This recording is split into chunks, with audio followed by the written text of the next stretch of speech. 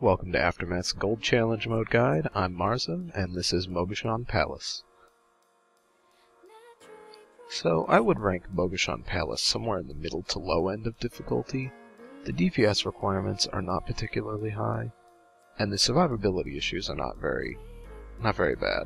A lot of the dungeons fall on one end of the spectrum or the other, or sometimes both, where the pulls are extremely deadly for the tank, or the timer is tuned extremely tightly, so you need a lot of DPS. This one's sort of neither, but it has its own difficulties that I will discuss when we get to them. So for this, we pull that first group onto the first large pack, and when it's close to dead, we start pulling the second one. You'll see we activate the boss when this group is maybe 60%-ish. You do want to get out of combat because your healer will need to drink, but you don't want to be sitting out of combat for 30 seconds while a bunch of RP goes. So you see right there, we dropped the Hunter Trap and I went to activate the boss.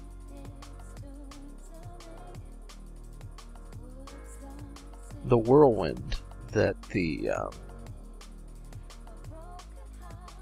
believe the Rib Crushers do is extremely dangerous, so make sure you're moving out of that.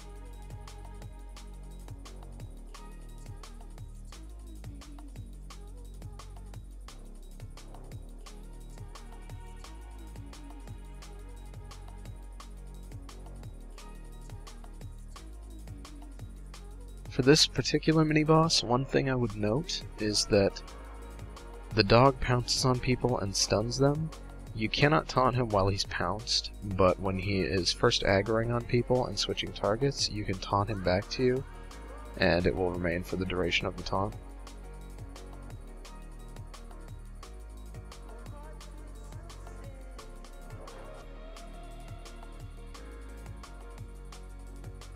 I believe right there when he wigged out, it was because our mage used a blink.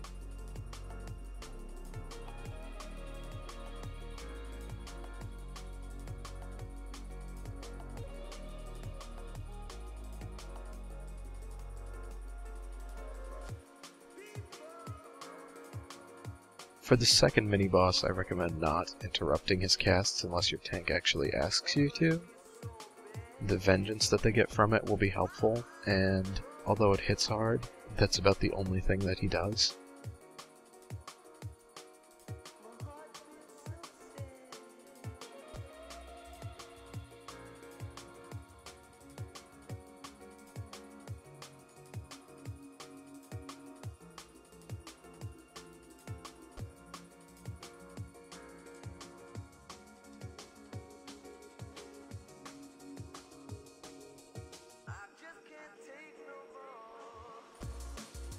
For this third mini-boss, the soldiers behind him move forward in random arrangements, and you can sometimes slip through a crack to pull him over to the stairs. Right here, they did not. I'm not sure if it's this run or not, we'll see in a moment, but you also can just go around them on the side of the pillar.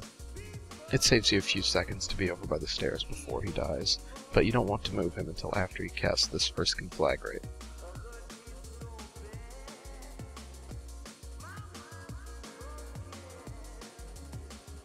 He'll alternate between Conflag and Meteors, which you need to stack up for. And for Conflag, you obviously want to spread out. You see we start pulling him around the pillar here. Hump up for the Meteor, and then drag him on top of the stairs. Ideally, we would already have him standing over here, because as soon as the boss ends, you fall through him.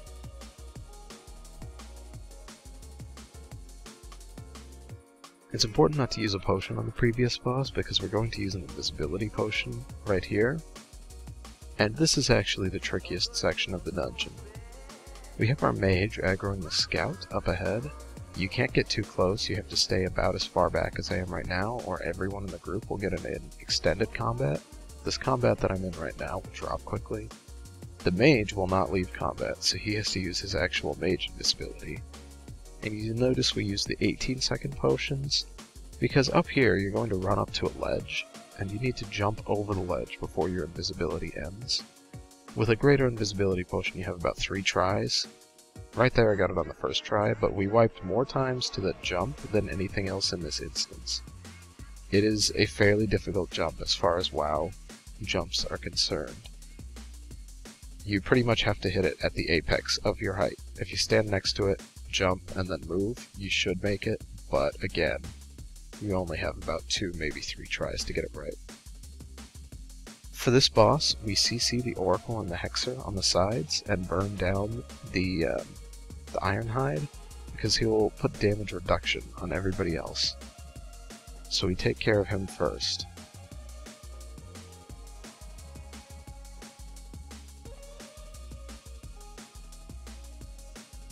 Once the Ironhide's dead, I was trying to get that Oracle, but fear does not break from a simple Icy Touch anymore. You can't Death Grip him while he's feared. But at this point, basically, we just want to AE everything. You want to get interrupts on the Hexer, and you also want to get interrupts on the heals from the Oracle. That's why we were not trying to pull all of them at first, but once they're unsheeped, they're unsheeped, so you just have to deal with it.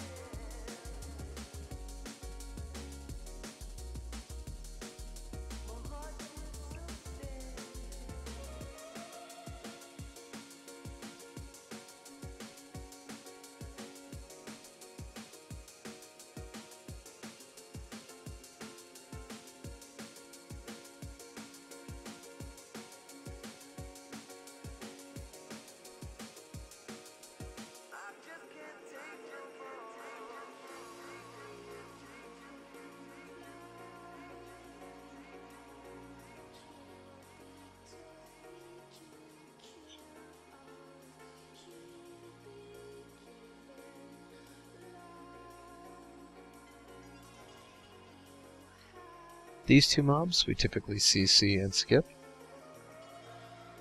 You want to use hard CCs on them because you have to wait for this elevator to come down. As far as I'm aware, that emote signals it to start moving, so you can't luck out and just have it already here.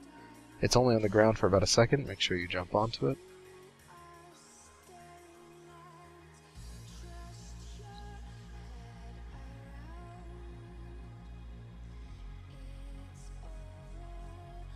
This coming pack patrols counterclockwise around this entire square room.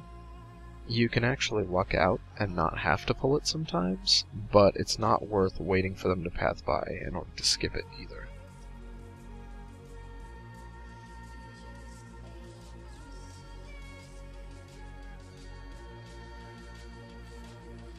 The Molten Barrage right there you want to interrupt.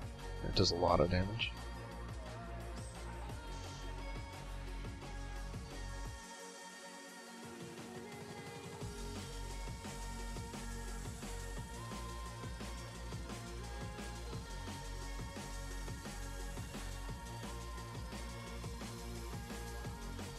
There's a patrol that runs across this room. You can see them patrolling off to the left there. You do need to wait to skip those, because these high guards are some of the highest damage mobs in this instance. We pull these two on top of this other group, and this is where I use my Army of the Dead, but any other significant cooldown will work as well.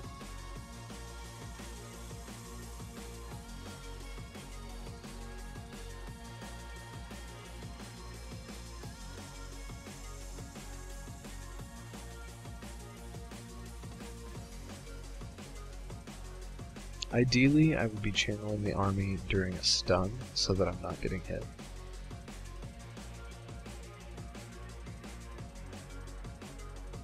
But you can see the stun didn't happen until after. That's fine too.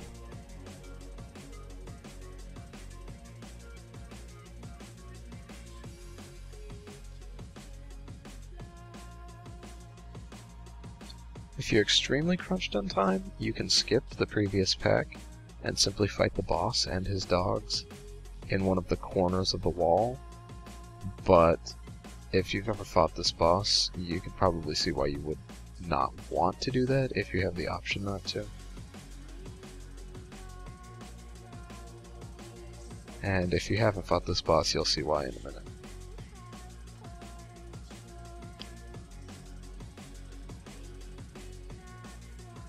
So you want to clump for these dogs, because they kind of randomly jump around. They also stack a really high bleed on the tank. You just want to keep them as clumped as possible.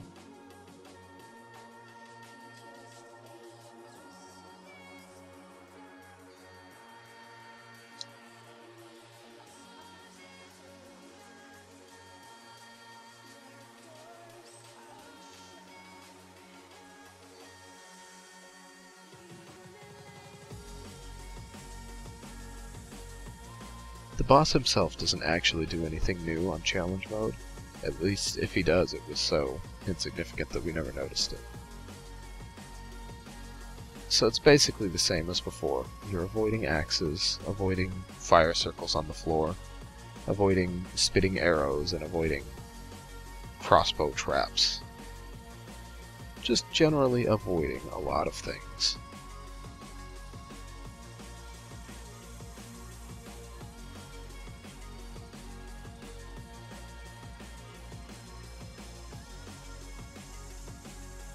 So as long as you are able to pull this guy with about a minute left in the instance, you should be good to go. He doesn't take very long to kill.